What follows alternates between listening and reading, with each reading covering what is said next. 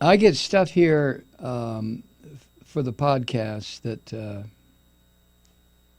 never fails to just turn my stomach. I mean, literally. This is reported by the New York Times. David Bernhardt, who is the Orange Filthy Pigs nominee to lead the Interior Department, he intervened to block a report from the Fish and Wildlife Service about the effect of pesticides on endangered species. See, these filthy fuckers, they don't even want the news to come out once scientists who are working for the government, the Fish and Wildlife Service is a government agency. But once the science is done and the report is, oh my fucking word, that's when Trump and these filthy bastards will step in and suppress it. David Bernhardt. Here's what it says. After years of effort, scientists at the Fish and Wildlife Service had a moment of celebration as they wrapped up a comprehensive analysis of the threat that 3 widely used pesticides present to hundreds of endangered species like the kit fox and the seaside sparrow. Hundreds, goddammit, of endangered species. The scientists finally came up with the truth.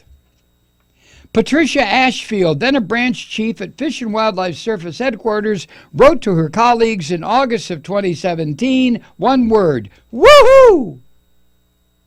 Because they finally had the science necessary to show that these 3 pesticides were killing animals, just like OxyContin is killing people.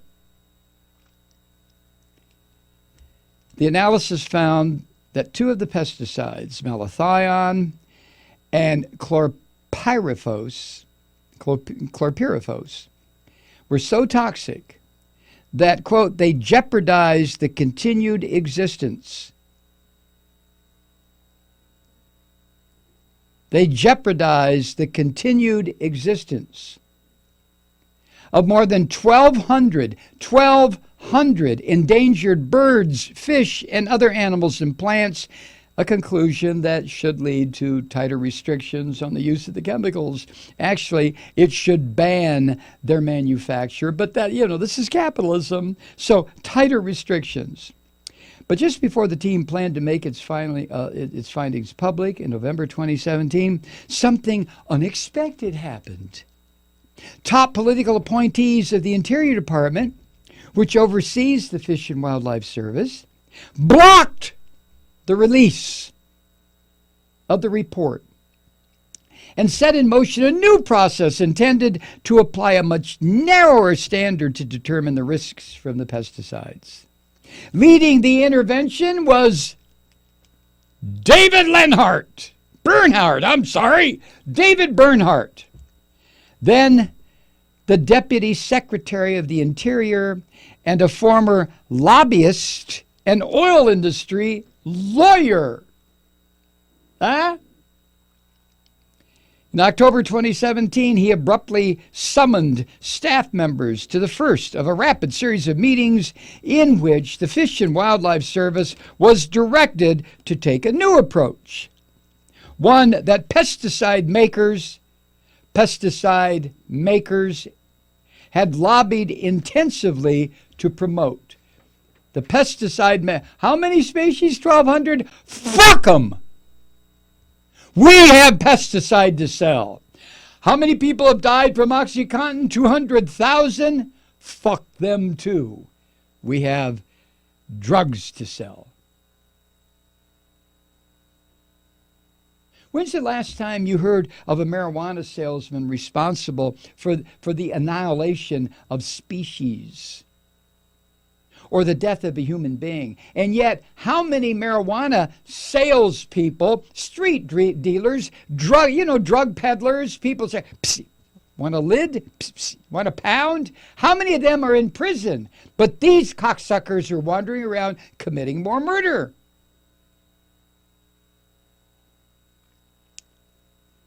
Mr. Bernhardt is now Trump's nominee to become Interior Secretary. The Senate is scheduled to hold a hearing on his confirmation Thursday, which is, as I'm recording this, that will be tomorrow. What do you want to bet he's going to pass? Huh? This sequence of events is detailed in more than 84,000 pages of Interior Department and EPA documents obtained via Freedom of Information requests by the New York Times, and separately by the Center for Biological Diversity, an environmental group that sued the federal government to force it to complete the pesticide studies. The documents provide a case study of how the Trump administration has been using its power to push aside conclusions reached by career professionals, particularly in the area of public health and the environment. Do you understand that? Deny or ignore the science and the advice of public health officials. Public health. Public health, you fucking Trump, you fucking filthy bastard, you. Public health. And the environment, which is also public health. Hide it. Destroy it. We don't want them to know. These sons of bitches are killers. Do you not? I mean, who the fuck am I talking to at these podcasts? People who already have the same sense that I do, have come to the same conclusions that I have. I wonder sometimes, I get so frustrated sometimes. I have evil thoughts. I have evil thoughts like this.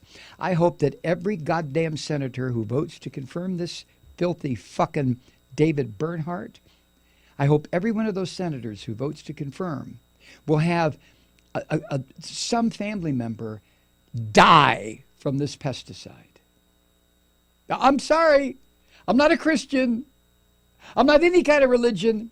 I'm just a human being. And when I see somebody responsible for committing murder, what the fuck am I supposed to do? Sit here quietly and say, well, now, pesticides are not all that bad.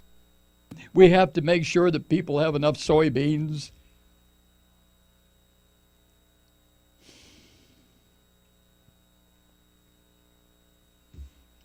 The decision to block the release of this report represents a victory for the pesticide industry, which now has industry allies and former executives sprinkled through the Trump administration. Among those with the most at stake were Dow, them again, Agrosciences, a manufacturer of chloropyrifos, which is used on dozens of fruits and vegetables, and FMC Corporation, a manufacturer of malathion, which is used against mosquitoes as well as chewing and sucking insects that attack a range of crops, including tomatoes, strawberries, and walnuts.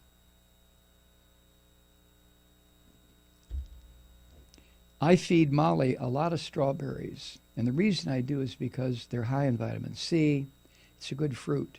But I will never put a fucking gun to my head. I will never buy strawberries unless it says organically grown, which is usually 3 times, sometimes 4 times as much as regular strawberries that are fucking loaded with malathion.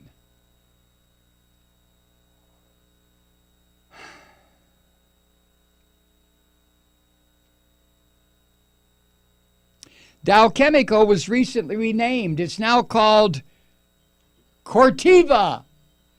Hi, I'm from Corteva. Corteva, is that don't you make sports cars? Oh, that's Corvette. Corteva? Wow. Makers of napalm. Makers of Agent Orange. Death, destruction. Corteva. Dow donated $1 million to Trump's inauguration party. EPA and Interior Department records show that top pesticide industry executives had regular access to senior agency officials, pressing them to reconsider the way the federal government evaluated the threat pesticides cause to endangered species. A Dow spokesman said the shift in policy was unrelated, has nothing to do with the $1,000,000 we gave that fucker. Nah! If you in the fake media are going to draw a connection between our $1,000,000 and favorable treatment, well then fuck you.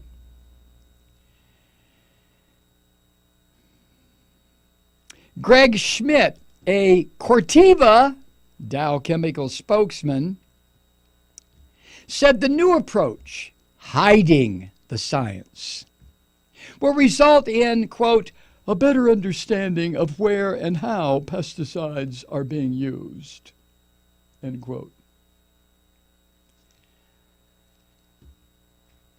Spokesman for FMC and Adama, the other primary makers of the pesticides being studied, as well as their lawyers, declined to comment.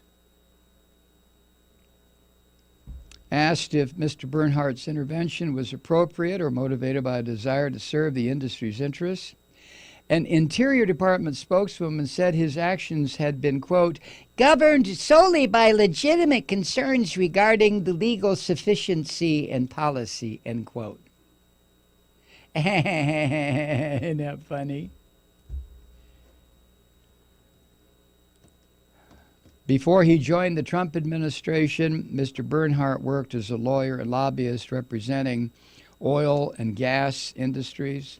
He was frequently paid to challenge endangered species-related matters, including one involving the silvery bluefish, the Delta smelt is also called, whose protection by the federal government has resulted in limits on water use by California farmers. Oh, no.